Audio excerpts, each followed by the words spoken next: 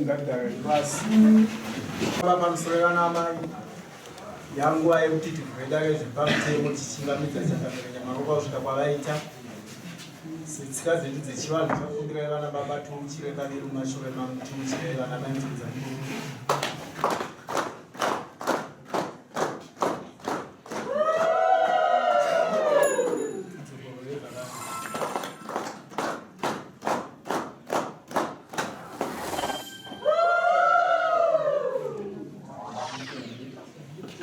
kuya tinotonga vanhu kugara titoona kuti kuramba zvake mhosva akaita sei akaita kuramba zvake upombwe akaita vanhu bavo vakawanda pamura asi anobatwa achiba ndiye mbavha vanhu uye vakawanda anobatwa achipomba ndiye mhombo kunzwisana ilanguage dzakasiyana siyana koya kuroorana kuno mwana wakugara mukadzi mukaroorana ninge iri jeri mumba hamugara unge maramba isi anondebva pazikanwa kuti mukadzi ndoupi panozikana kuti musi wokuenzera kuti mukadzi ndoupi kana kuzoona mwana mimba ndopakuzikana kuti zvakadai izvo kufanira kuzvitswisa izvozvo saka vanhu teedzerai tsika dzedu dzerudzi rwedu rwechitema tisi mabritish toita zvakanaka vanhu ngatigarei zvakanaka tichiita zvakanaka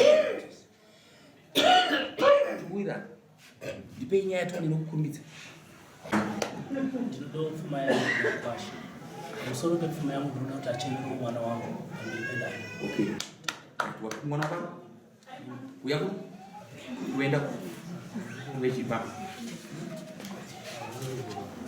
kutongana nati zvari padare mutemo unofanira kuisa 20 kutongana nati zvari chisimungaimisi mbogara pachete kana kuti ndiro ere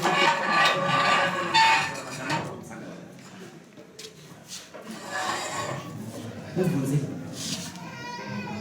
ndauya namurume wakuti ndichendewo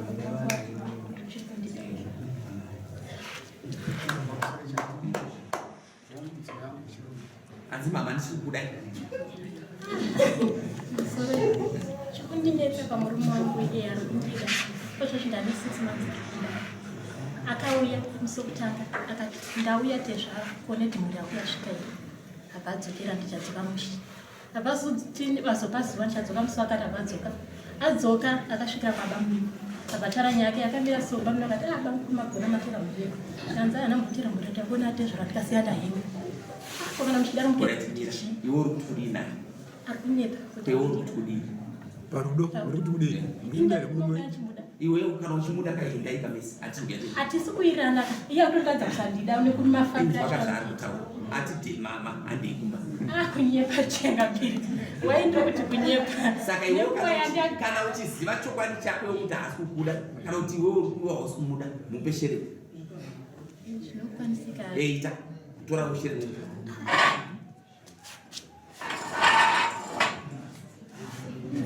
right une vana vangani ane vana vangani vatatu unopuwa vana vatatu panodikana mupe chii yomai yodanga zvese pamwe dzokera 5 right akupa rusamweri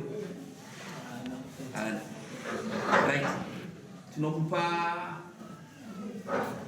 unogara yo usikansera here kuona kama meeting kufuka so meeting ulikanzura singarorerai right nokuzama senzera mune kukupa ezo tinorani iwe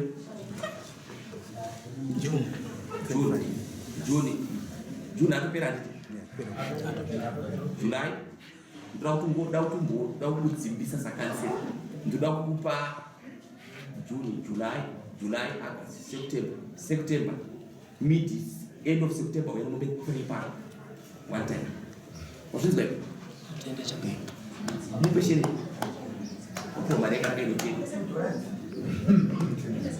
handisida kukurwa nezvikonzi unofumuka uri kansera utungamira vanhu pane vari kufoora kwakansera akuti please mabungu acharanisire mukadzi uyo adzoke chikonzero ndiari kumisa chimero chakansera mukadzi tsoka ndokunge uchidiwa hazvigone kumanikidzira rudo rwusipo nemunhu wangu oraitedzwa kuwana tanzo Iwo kanzura kuti kudina zvitauro zvako wamiruka zvakaizvo. Pamusoro ichangani. Ichokwadi kuti unge une chiremerera unge une mudzimai. Asi kana zvinhu zvadai so hapasisina zvekuita. End of September. Yeah, good every one time. Sakansira caption every one time. Right? Ngati pamusoro ichangani. Ichokwadi kuti ndiwe nechiremerera. Ndofanira ndive mudzimai. Asi shere ndabata kudhara. Hapasisina zvekuita.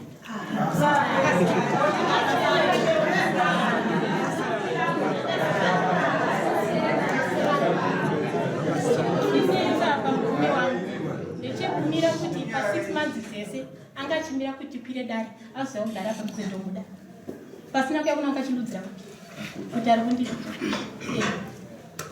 pamusoro ichangani. Ichokwadi ndakanetsana nemudzimai. Nekuti ndakanga ndaita umwe mudzimai kusaidi. Ichokwadi handirambi nyaya yangu. Unogona kuvatakura vakadzi vaviri. Ndozvikwanisa. Kadzi mama handitogara 3 times. Zvadzoka zvaita machallenges ekuti patemu yavaita kufambidzana nemunhu wavo zvanga zvine machallenges yokuti patemu anobuda achienda kumudzimai wavo mukuru kwani 25 years ndaita maprodza kuti temu anodzika kumaita bodemisa ndaibvita muchandikwazisa nemunhu wenyu vati ambishera vadaro yatsori nemuda angafana kata sei kwatopinda ndosvika sosimudza no dismiss.